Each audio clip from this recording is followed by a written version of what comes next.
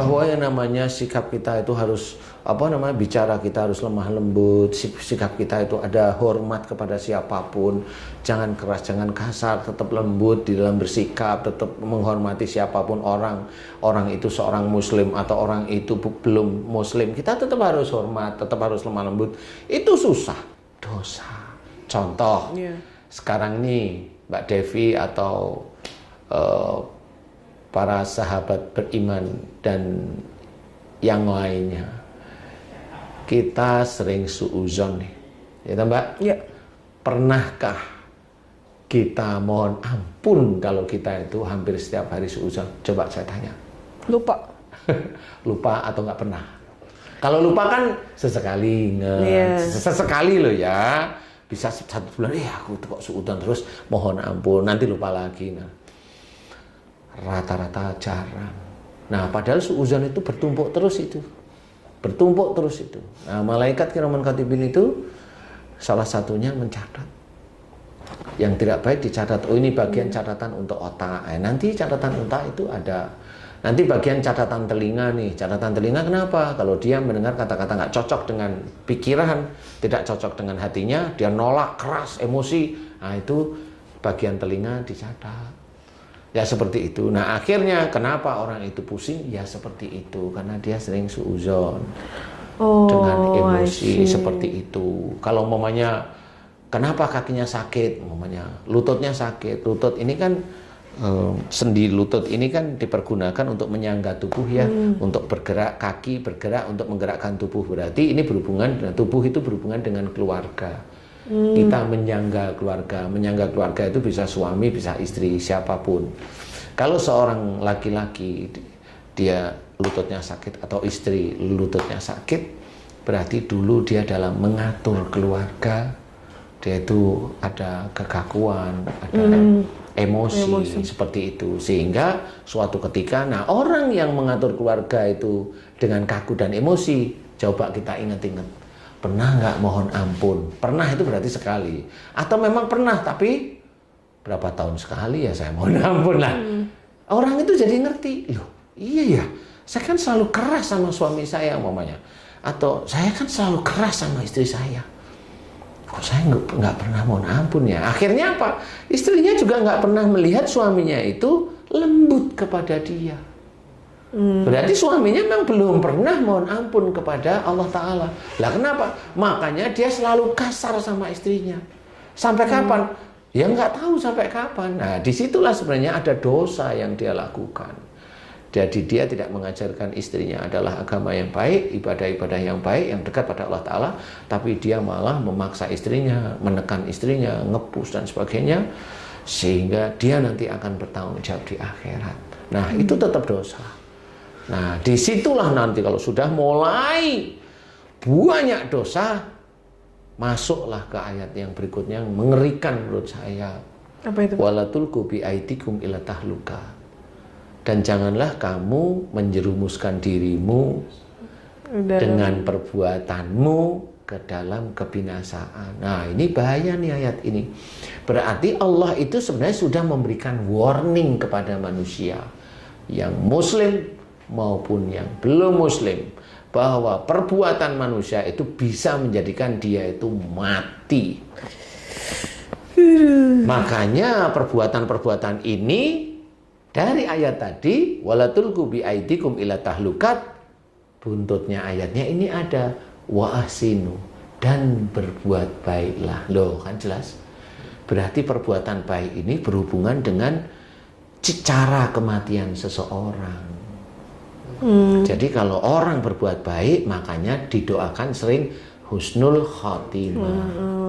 Tapi kalau dia itu dari perbuatannya, kemudian dia sakit, kemudian mati, Allahu a'lam, saya nggak ngerti.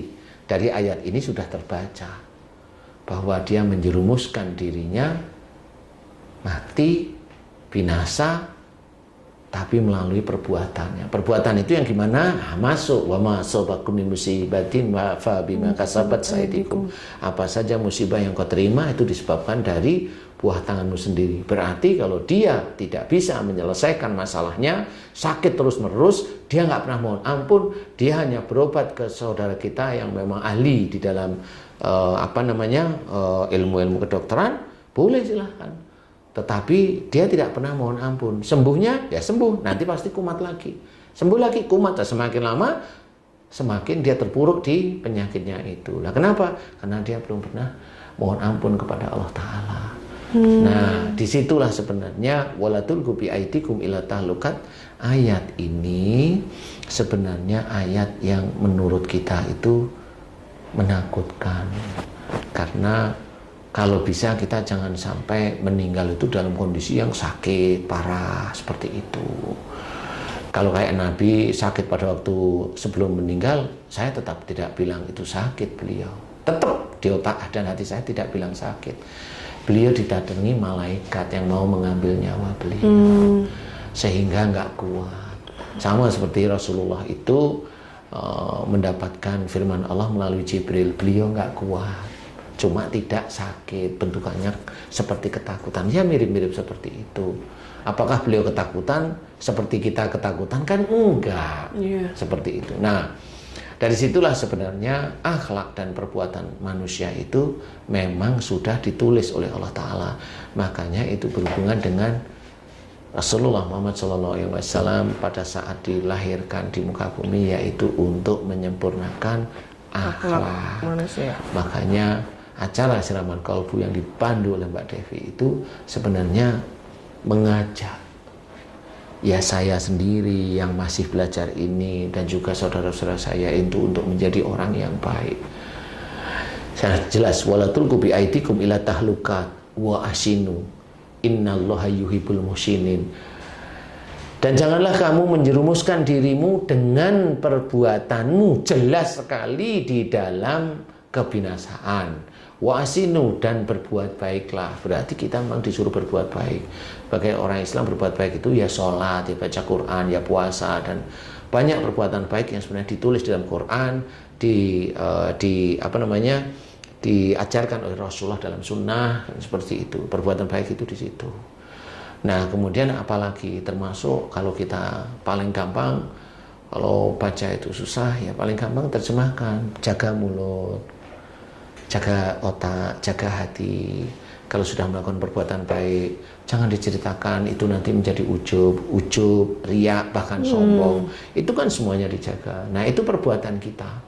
Dan itu ada di dalam hati dan pikiran kita. Kita mau bagaimana? Orang bisa aja sedekah. Dia bisa aja sedekah. Naik mobil mewah. Boleh, silahkan, nggak apa-apa. Sedekahnya itu bisa menjadi motor atau semangat bagi yang lainnya untuk sedekah, boleh. Tetapi orang itu nanti dinilai oleh Allah Ta'ala sendiri-sendiri. Mau dia sedekah pakai mobil mewahnya, pakai mobil biasanya, atau dia biasa, atau dia tidak memunculkan diri, ini yang dinilai itu nanti itu oleh Allah Ta'ala. Silahkan, semua sedekah boleh. Nah, kemudian hati yang baru dinilai berikutnya. Grade berikutnya itu adalah hatinya. Dia ada ujub atau riya, sombong bahkan. Nah, itu Allah yang tahu dan dia. Sebenarnya orangnya juga tahu seperti itu. Nah, inilah yang akan menjadi kunci apa yang dia lakukan di dunia itu betul hanya cintanya dia pada dunia, pamer, atau ikhlas lillahi ta'ala. Nah, itulah nanti yang akan tertulis. Kalau dia masih hubbu dunya, cinta dunia, pamer, ingin melihat, ingin ini, dilihat, dimasukkan ini, di ini, umpamanya, kalau memang itu tidak ada ini, dia memang betul-betul begitu, sedekahnya boleh, silahkan. Tapi hatinya Allah yang tahu dengan kamu sendiri. Kamu sebenarnya sudah tahu.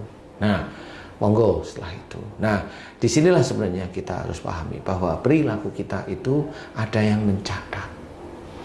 Jadi kita manusia harus belajar yang baik. Umpamanya tentang bekerja nih. Bisa aja bekerja itu, kalau bekerja itu saya ibaratkan di tangan kanan dan tangan kiri itu. Nah, ini alat untuk bekerja. Ini pekerja yang agak global, kalau di sini pekerjaan yang agak detail. Jadi kalau global itu di sini ada sesuatu yang mengganggu, berarti global. Kecuali di siku, ini ada bedanya. Tapi ya tetap intinya hampir sama. Nah, kalau detail di sini. Kalau ada sesuatu yang berhubungan dengan jari, itu berarti berhubungan dengan kedetilan dalam melakukan pekerjaan.